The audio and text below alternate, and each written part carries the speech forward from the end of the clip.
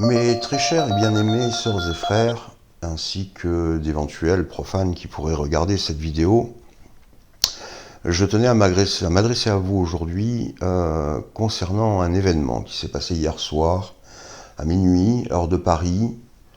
Le Royaume-Uni est sorti de l'Union européenne.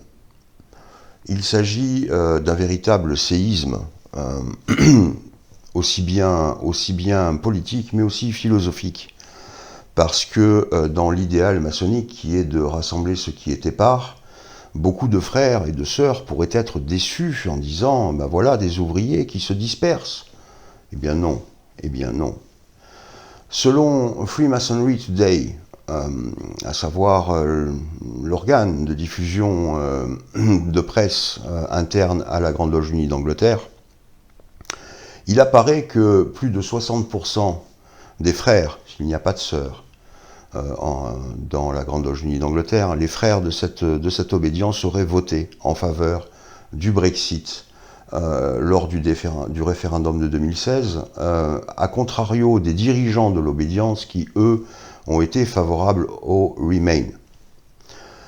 De sorte que nous sommes dans une situation de fracture, en quelque sorte, entre une base des frères, qui sont favorables au Brexit, et puis leur administration obédientielle qui est favorable au Remain.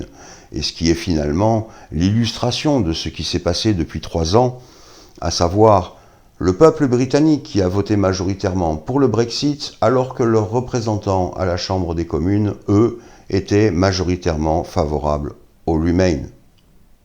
En France, nous sommes quelque peu dans la même situation.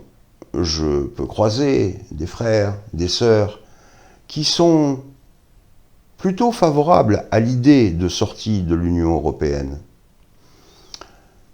Par contre, les machineries obédientielles françaises, elles, sont viscéralement attachées à cette idée d'Europe. J'entendais il y a peu une allocution du très respectable grand maître du Grand Orient de France, qui faisait l'apologie du despotisme éclairé, allant de même à contrario de l'idéal maçonnique et même à contrario de tous les engagements que tous les frères et sœurs ont pu porter, et ce, dès leur entrée en loge. L'idée de sortir la France, la République française, de l'Union européenne, de la zone euro et de l'OTAN, est une idée qui n'appartient pas à un parti politique, qui n'appartient ni à la gauche, ni à la droite. Cette idée-là se diffuse dans la société française. En 2005, nous l'avons vu avec le référendum sur le projet de constitution européenne que les Français ont rejeté et qui pourtant ont dû le supporter en 2008 avec le traité de Lisbonne, qui n'est ni plus ni moins qu'un copier-coller de ce projet de constitution avec quelques petits aménagements, notamment l'arrivée de ce fameux article 50 que les Britanniques ont utilisé pour sortir de l'Union européenne. Je vous appelle tous et toutes qui êtes favorables à cette idée, ou du moins qui trouvez scandaleux que cette idée ne soit pas portée en débat public, et qui souhaiteraient que tout le monde puisse en parler, que des débats soient ouverts, que l'on ait le droit de se poser la question, la République française a-t-elle le droit, oui ou non, de sortir de l'Union européenne, de la zone euro et de l'OTAN, et que ce débat soit en place publique, parce qu'il ne l'est pas. Et puis tous les frères et toutes les sœurs qui sont favorables à cette sortie, je les appelle à rejoindre le cercle Patriam Recuperare, cette fraternelle maçonnique que j'ai voulu et qui est montée par plusieurs sœurs et frères, dans l'idée de rassembler un petit peu les frères et les sœurs qui sont favorables à cette option politique et à cette option historique, de retrouver l'indépendance de notre pays qui est régulièrement menacée. Patriam Recuperare est un réseau de résistants pendant la période d'occupation entre 1940 et 1945.